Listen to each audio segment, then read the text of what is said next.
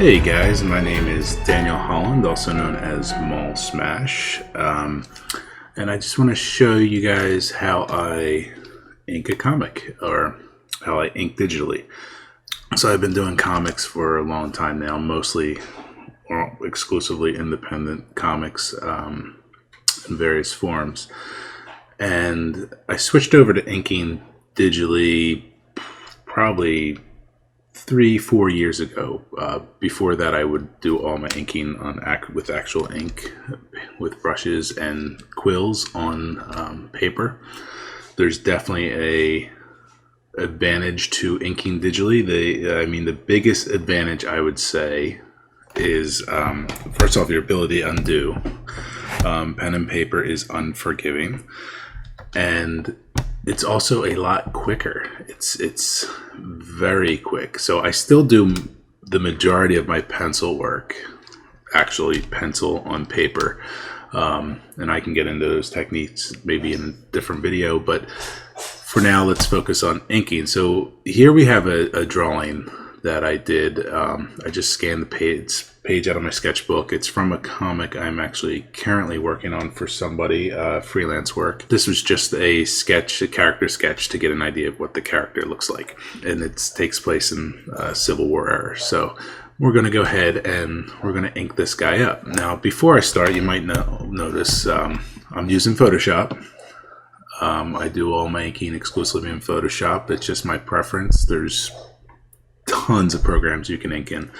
You might be wondering what this toolbar here is, because this is not a Photoshop toolbar. This is actually a program that has a Photoshop plugin, but you can use this program with virtually any software, and it allows you to first, the biggest thing I use is this smoothing, right? So what it does is it smooths your ink lines. But there's way more to it than that. You have perspective rulers, you have ellipse rulers, you have you can do parallel lines, you can do radial lines, you can do a lot of things, and this actually makes them like perfect. So you don't have to sit there and redraw your lines over and over until you get it right, and you don't have to go play with vector tools or anything like that to get perfect lines. And you'll see me use this throughout this tutorial. The program itself is called Lazy Nezumi Pro. I believe it is, I'll put a description, or I'll put a link in the description below the video. I believe it's $30, and you have to upgrade every year, but trust me, it's one of the few softwares I work with that is well worth the money. The developer is awesome. He's super responsive, and he updates this thing all the time. And actually, this toolbar over here is actually part of one of the latest updates. So before, you would have to open up or keep this open, this big, and it's very clunky. There's a lot to it, and it has an attachment preset toolbar, and you can just get to everything way quicker, and you can actually minimize this and work directly from this, unless you have to change any specific settings, which the majority of the settings I keep at default, so I don't really change them that often. Every once in a while I have to go in and check a box or uncheck a box, specifically with some of the rulers and how I want them to work. But overall, I stick to the defaults. Outside of having this program, and I'll show you why I use this program in a second, I think this is a must. You have to have some kind of graphics tablet. So right now I'm working off a really old Wacom tablet because I'm at a specific computer that does not have a digitizer in the screen, and I don't have a Cintiq. So this is an old Intuos 2. The thing is a beast because it is huge on my desk. It's so huge. It's hard to fit everything on my desk with my keyboard. It's kind of a pain, but I use it for this computer I'm at specifically. I actually have a laptop. It's an old laptop. It's a Fujitsu 5110. Let's see. Let me show you what this looks like. And it's got a Wacom digitizer built in, so it acts like a Cintiq.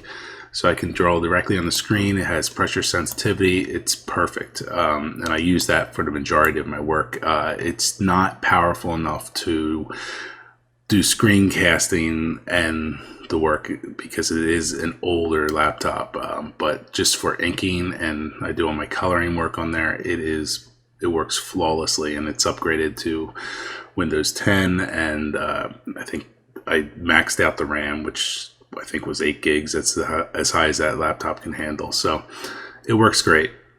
Let's see, Fujitsu. Just want to show you what it. Fujitsu Life. Gosh, 51 or no, 5010 maybe. Life Book T5010. That's it. Yeah, so it's this guy. It's actually pretty cool. The screen can turn around. You can put it flat and just draw directly on the screen. I usually keep the keyboard open because I love my keyboard shortcuts, and I'm lost without them. I did create at one point an older version of Photoshop. I had a little panel where I could get to the shortcuts without actually using the keyboard, but it didn't work in the newer Photoshop, and I never upgraded the custom software I built. So I just let it go, and I just actually use it with the keyboard out. But you can actually turn the monitor all the way around and put it flat, and you have like a giant, probably one of the heaviest tablets you've ever had, but a giant tablet screen, and you can draw directly on the screen. It comes with a pen that's actually tethered, and there's a little slot in the PC, I think, over in this corner to put the pen away. So it's really cool. You can get these on eBay like pretty cheap. I would just make sure it has the Wacom digitizer and it has the pen. A lot of them, people are selling lots of them, and they're missing like certain elements out of them. So you just want to make sure you get one with a pen and it has the digitizer, because I think there are versions of this laptop that have neither. So I would just make sure those two are included if you do decide to go this route. Eventually, I do want to switch over to something like a Cintiq or a Julian. I just haven't bit the bullet yet. So let's get on with it. So why do I use Lazy Nezumi? Well, let's turn it off. And let me show you. Let's first make our ink brush. So we'll go here. I'll show you. And the way I use the ink brush is really simple. My settings are simple. 100% opacity, 100% flow. I want to put pressure sensitivity on. That's super important. My line weight, and this is going to vary depending on your image, but you might want to just test it out. And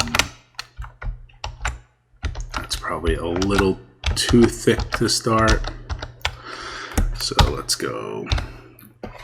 start with a 3.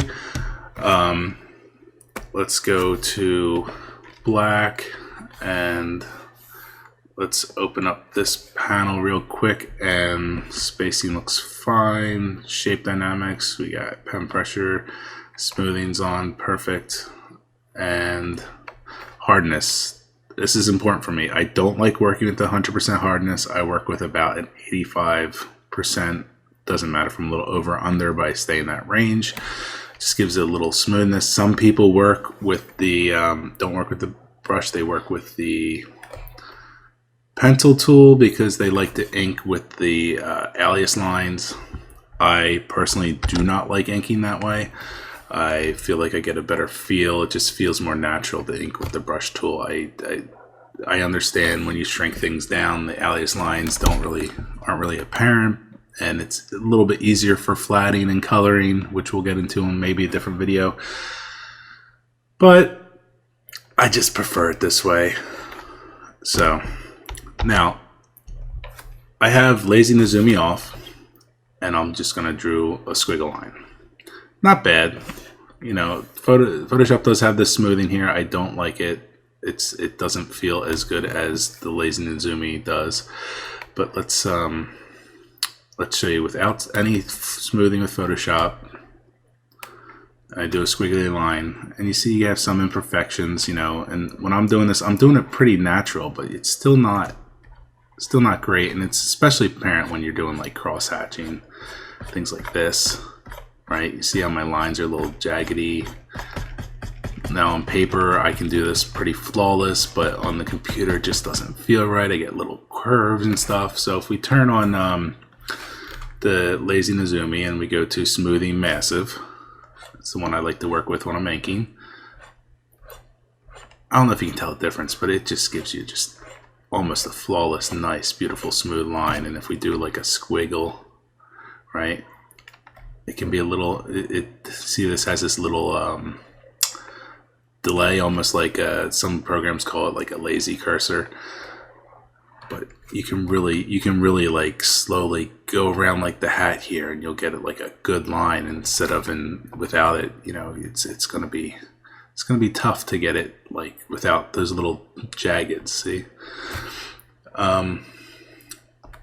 so I can't recommend this software enough. It is awesome. So I highly recommend Lazy Nezumi Pro. Again, I'll put the link in the description of this video. So let me, of course, I didn't work on another layer. Shame on me. So let's just use my pen tool here, my selection tool, and we'll just get rid of these lines I did here. Just delete. I don't care about these showing up. So before I start inking, I always go down here. We go to gradient map, and I have a preset here in my gradient map that's like blue to white. So what that does is give it a blue. Everything that's black is going to turn blue, right? Everything that's white is going to stay white. And if you need it a little darker, you can move this slider in the gradient down, and it'll darken things up. You know, if some details aren't showing, you can do that. I do this because you can easily see the black line over the blue, and the pencil drawing is going to go away once we're done inking. And after I do that, I will select both these layers. I will hit this drop down here, and I will go new group from layers, and I will call this sketch. That way I can easily shut this off and turn it on when I want to look at my ink work. So we're going to start a new layer. We'll call this inks, and we'll go to our brush. We'll turn Lazy Nezumi on. Right, we're going to use, for now, we're just going to use the smoothing massive tool.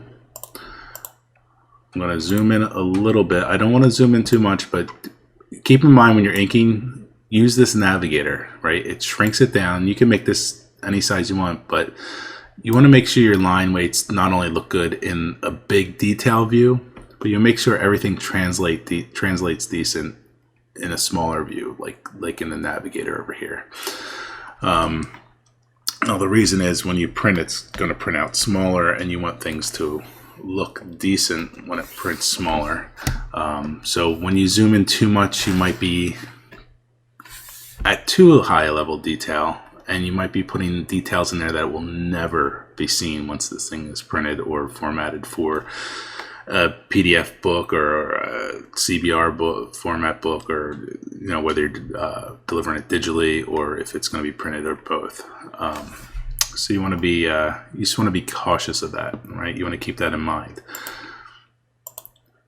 So when I ink, I usually look at what I'm inking, and I want to start inking the stuff that's in the foreground first, right? So like these hands, but I almost always, and this could just be me, I almost always start with the head, because once I get the head, everything else seems to kind of fall in place. So I'll probably start inking with the head, and then we'll hit the hands and this musket here. I don't know if that's technically a musket. I just drew it from memory, so we'll revise that a bit as we ink. That's another thing. When I'm inking or when I'm penciling and I know I'm going to be inking the work, I typically do a loose pencil work. So this is a little tight and a little loose at the same time because I'm not really worried about it. First off, it was in my sketchbook, but I would typically pencil pretty loosely if I know I'm going to be inking because I know what I want to do with it. If you're lucky enough to have someone else inking the work for you, that's a good inker. I mean, there are bad inkers out there. You probably want to go as tight as you can and as detailed as you can with your pencil work, because so the inker can actually translate it better. They can't read your mind sometimes. So when you do something loose like this, the inker is going to have to make some stuff up, and they may not get it to your liking. Most cases, at least for me and for independent comic book creators and independent comics, the artist usually does most of the artwork, including pencils, inks, colors, lettering. If it's a colored book, it usually relies on one artist. It's not typically passed off between artists. Big studios can typically afford the big artists, right? So,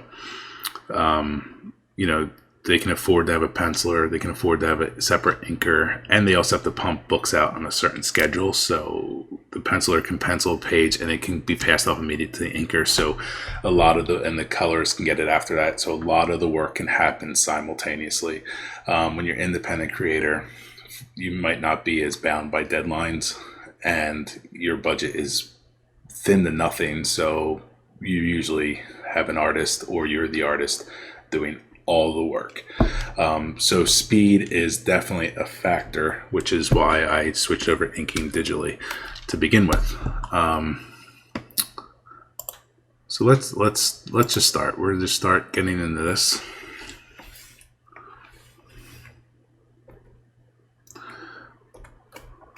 So when I first start inking, or the first step in the inking process is I do thin line weights all over, get the details in I want. I don't worry about line thickness at this stage. I will go back in and start doing line thickness and rendering. And I think you'll get an idea why once you see me go through this process. So let's just start. Let's just go through, and I might speed some of this up, but we're gonna just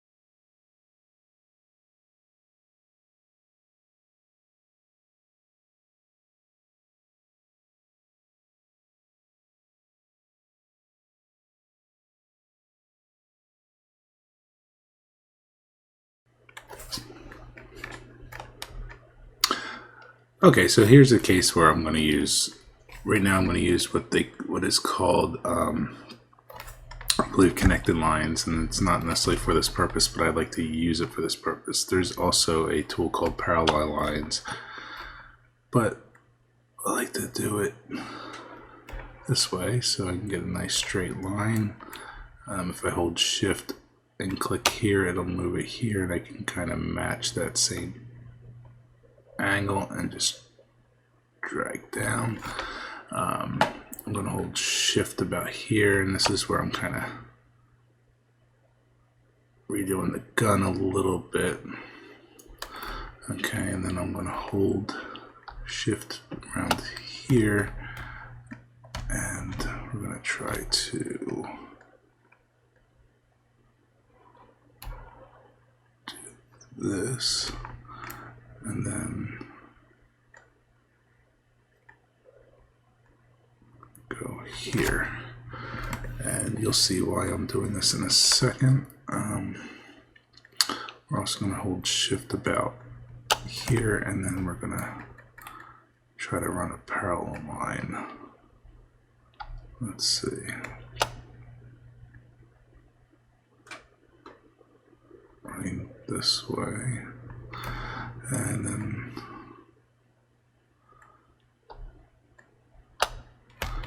and try to do the same thing here.